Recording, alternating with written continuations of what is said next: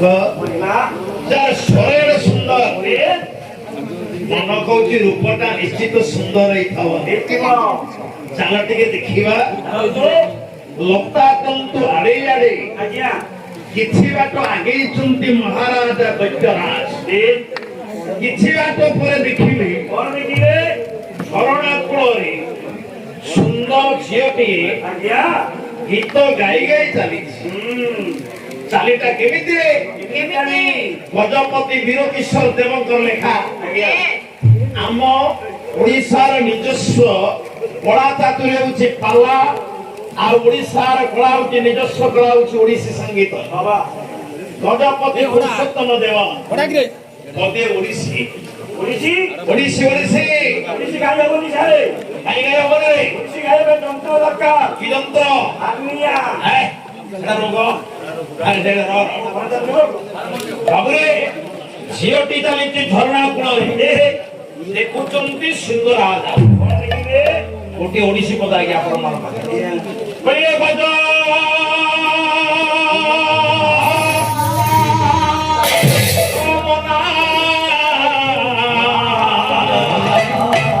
ସେ ନାରୀ ହୀରା ରେ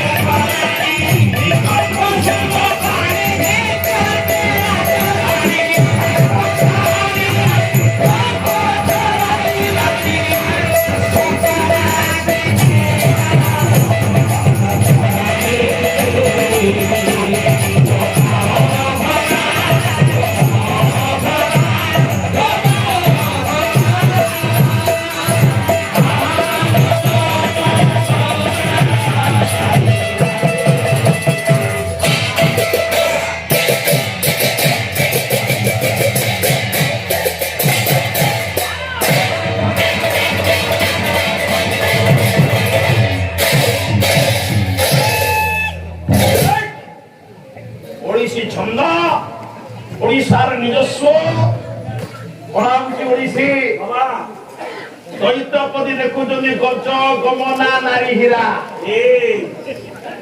ଗଜଗତିରେ ହୀରଗତିରେ ମନ୍ଦଗତିରେ ଝରଣା କୂଳରେ ଝିଅଟି ଚାଲିଛି ଧୀରେ ଧୀରେ ଚାଲିଛି ଗଲା ଓଡ଼ିଶୀ ଶରତ ପଦେ ଚୌପଦୀ ଦବା ଚୌପଦୀ ଲେଖକ ମୋ ଗୁରୁଦେବ ଦିବଙ୍ଗତ ଓଡ଼ିଶା ପାଲା ଜଗତର ପ୍ରଚଣ୍ଡ ପ୍ରତିଭା ବାଣୀ ବିଭୂଷଣ ଅର୍ଜୁନ ଦାସ ତାଙ୍କର ଲେଖାରେ ଗୋଟିଏ ଧାଡିଆ ଅଛି ରାଜା ଦେଖୁଛନ୍ତି ଝରଣା କୂଳେ ଝିଅ ଆଖି ପଡିଛି ଝିଅ ଉପରେ ଇଏ ପୁରାଣୀ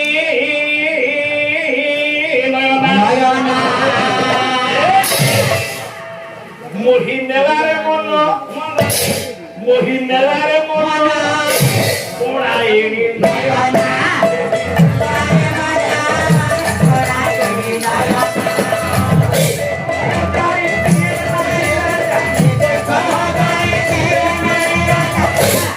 বজাই ছুটিয়া ইয়ে বজাই ছুটিয়া কাছ মোছানা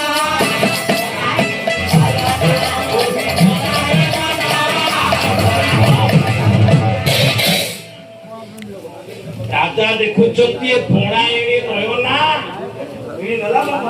ମୋହି ନେଲାରେ ମନ ପଣାଏଣି ନୟନା ପଣାଏଣି ନୟନା ଗୁଡ ପଣା ନୁହେଁ ପଣା କହିଲେ 10ଟା ହରିଣୀ କି 15ଟା ହରିଣୀ ଜଙ୍ଗଲରେ ବୁଲୁଥିଲେ ସେଥିରୁ ଗୋଟିଏ ହରିଣୀ ଦଳ ଛଡା ହେଇଗଲା ସିଏ ଯେମିତି ଅନ୍ୟ ହରିଣୀ ମାନଙ୍କୁ ସାଥୀ ମାନଙ୍କୁ କନ କନ ଟାଣିରେ ଖୋଜିଲା ଟାଣିରେ ସେ ଦେଖେ ସେଇପରି ପଣା ଏଣି ନୟନା ଇଏ ଏଣି ନୟନା ଆଜି ଗଜଗତିରେ ଚାଲିଛି ଯେତେବେଳେ ଚାଲିବା ଭିତରେ ବେଳେ ବେଳେ ଠିଆ ହେଇଯାଉଛି ଦେଖାଯାଉଛି କେମିତି ଗୁରୁ ଗଲେ ଖରି ଇଆ ଥାଣି ଅଛାଲବତୀ ମୋଚିଆ ତୋହଲେ କି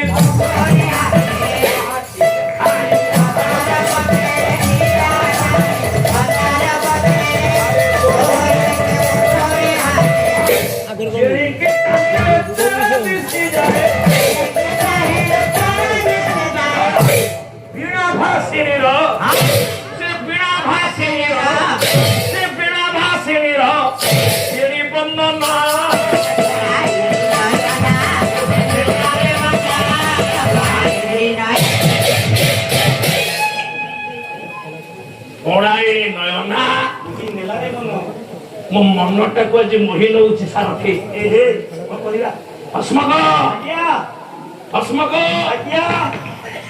ଇଚ୍ଛା ହଉଛି କିଛି ପଚାରିବି ପଚାରନ୍ତୁ ପଚାରି ହଉନି କାହିଁ ପଚାରିବେନି ଆପଣଙ୍କର ପୂର୍ବତନ ମହିଳା ମୁଖ୍ୟମନ୍ତ୍ରୀ କିଏ ନନ୍ଦିନୀ ଶତପଥୀଙ୍କର ବାପା ତାଙ୍କ ବାପା କିଏ ଗାଳନ୍ଦୀ ଚରଣ ପାଣିଗ୍ରାହୀ ପ୍ରାଣୀଗ୍ରାହୀ ତାଙ୍କର ଲେଖାରୁ ଗୋଟିଏ ଧାଡ଼ି ଆଣୁଛି ଆଣନ୍ତୁ ଆଜି ରାଜା ଚାହୁଁଛନ୍ତି କିଛି ପଚାରିବେ ହେଲେ କାହିଁ ପଚାରି ପାରୁନାହାନ୍ତି କାହିଁ ପଚାରି ପାରିଲେନି କଣ ପାଇଁ ନା କହିବେ ହୋଇ ରହିଗଲେ କହି ନ ପାରନ୍ତି କଥା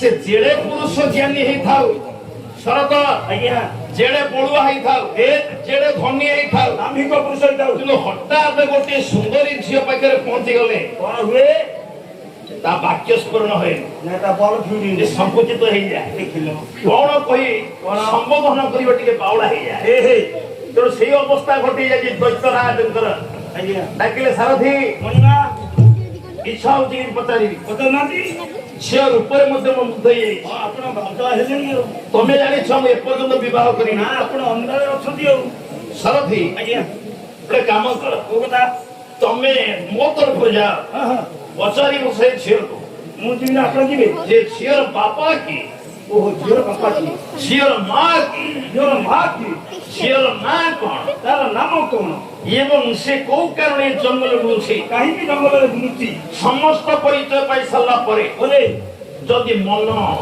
ସନ୍ତୁଷ୍ଟ ହୁଏ ଆଜ୍ଞା ତାପରେ ମୋର ମନ କଥା ଅଭିଳାଷଟା ସେ ଝିଅକୁ ଜଣେଇଦବ ତାମାନେ ଆପଣ କହନ୍ତି ମୁଁ ଯାଇ ସେ ଝିଅକୁ ପଚାରିବି ପଛେ ଆପଣ ଏ ଗଛ ମୂଳେ ଠିଆ ହୁଅନ୍ତୁ ମୁଁ ଚାଲି ପଚାରିବି ଗଛ କୋଉଠି ଆସିଲା ଏଇଠି କଦଳୀ ଫଳିଛି କଦଳୀ ମୁଁ ଏଇଠି ଛିଡ଼ା ଆଜ୍ଞା ତମେ ପଚାର ସେ ଝିଅ ମୁଁ ଆସୁଛି ମାଉସୀ ନମସ୍କାର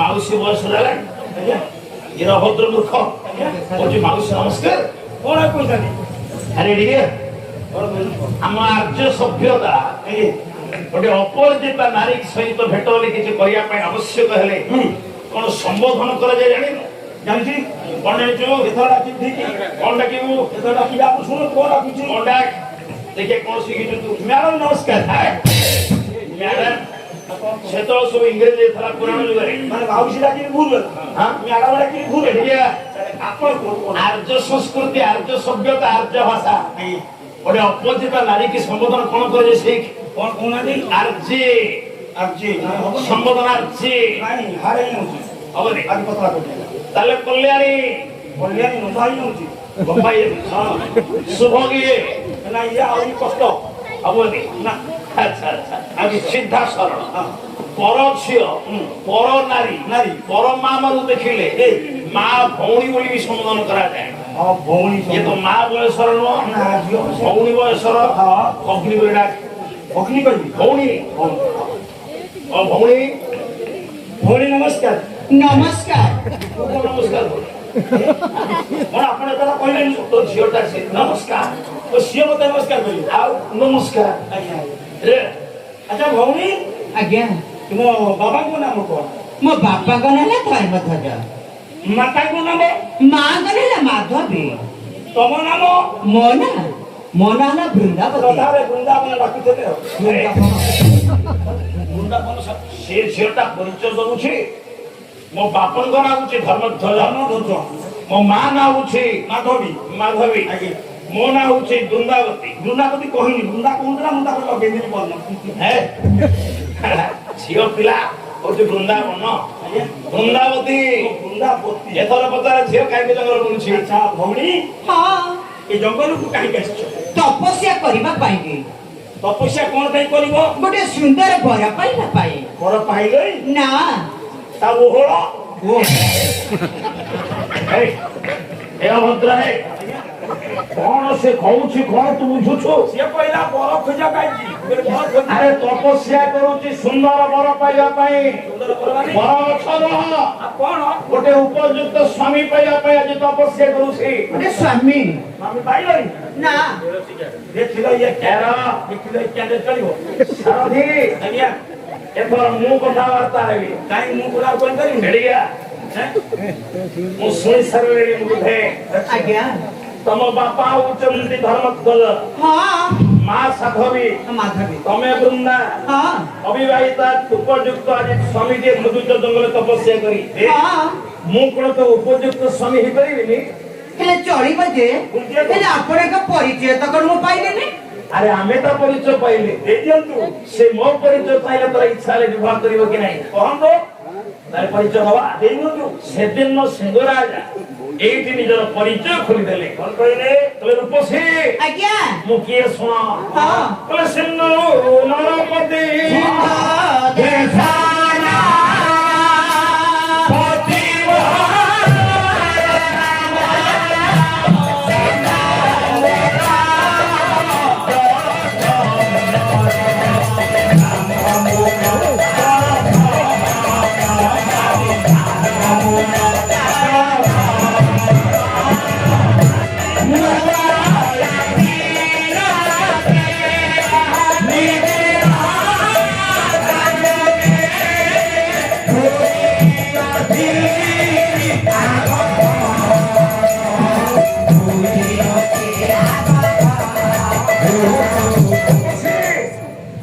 ମୋ ରାଜ୍ୟ ହଉଛି ସିଂହ ରାଜ୍ୟ।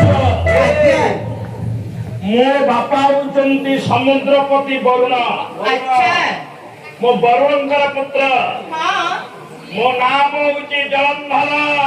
ଓ ତମେ ତାର ସେ ଜଳଧର ବାବୁ ନମସ୍କାର। ତମେ ଉପଯୁକ୍ତ ବର ଖୋଜୁଥିଲ ନା? ହଁ ମୁଁ ସିନ୍ଧୁ ପୁତ୍ର ସମୁଦ୍ର ପୁତ୍ର ବରୁଣ। ଆଜ୍ଞା ମୁଁ କଣ ଉପଯୁକ୍ତ ନୁହେଁ? ହବ ଯେ, ବୁଝିଏ କଣ? ହେଲେ ଜଙ୍ଗଲ ଭିତରେ ହଁ ବେଦୀ କାଇଁ, ବ୍ରାହ୍ମଣ କାଇଁ, ବାରିକ କାଇଁ, କଣ କେମିତି ଆମର ଏଠି ବିଭାଘର ହବ ଯେ? ଆରେ ସାରଥି, 100 ରାଜି ହେଇଗଲାଣି ଆଜ୍ଞା। ବିବାହ କରିବା ପାଇଁ ରାଜି ସଦା, ପୁରା ରାଜି। କିନ୍ତୁ ଖୋଜୁଛି ବିବାହ ବେଦୀ, ହଁ ବ୍ରାହ୍ମଣର ମନ୍ତ୍ର, ମନ୍ତ୍ର ଅଗ୍ନିର ଆହୁତି। ଆହୁତି। ଆଚ୍ଛା ସାରଥି, ଆଜ୍ଞା ଆମର ହିନ୍ଦୁ ଧର୍ମରେ 8 ପ୍ରକାର ବିବାହ ପଦ୍ଧତି ଅଛି। କଣ କଣ ଆଜ୍ଞା? ଗୋଟେ ହଉଛି ବ୍ରାହ୍ମଣ, 1 ଆର୍ଷ, 2 ଦୈବ, ରାଜପତ୍ୟ, 4 ରାକ୍ଷସ, 5 ପୈଶାଚିକ, 6 ଆସୁରିକ, 7 ଶେଷଟା ହଉଛି ଗାନ୍ଧର୍ବ। ଗନ୍ଧିଆ ଭାଗ ନାଇଁ ନାଇଁ, ଗାନ୍ଧର୍ବ ଗନ୍ଧିଆ ଭାଗ ଯୋଉ ବାହାଘରରେ ବେଦୀ ଦରକାର ନାହିଁ, ନଥାଉ ବ୍ରାହ୍ମଣ ମନ୍ତ୍ର ଦରକାର ନାହିଁ, ନଥାଉ ଅଗ୍ନି ସାକ୍ଷୀ ଦରକାର ନାହିଁ, ନଥାଉ ରାଣୀ ଯୌତୁକ ଦରକାର ନାହିଁ, ନଥାଉ ଆରି ତମାରି କେଣ ଦରକାର ନାହିଁ, ନଥାଉ କି ବାହାଘର? ହେରା ଭାଗ ଆସ ମାତିବା ହେରା ଆସ ବୁଢୀ ଯିବା ଚାଲି ଯୋଉ ବାହାଘରେ ବେଦୀ ଦରକାର ନାହିଁ, ବ୍ରାହ୍ମଣ ଦରକାର ନାହିଁ, ଫେରାର ବାହାଘର। ହେରା ଭାଗ ସେ ବାହାଘରେ ମିଶେ ନା। ଅବଶ୍ୟ ଆଜିକାଲି ଏ ଯୁଗରେ ସେ ବାହାଘରଟା ବେଶୀ ଚାଲିଛି। ବହୁତ ଚାଲିଛି।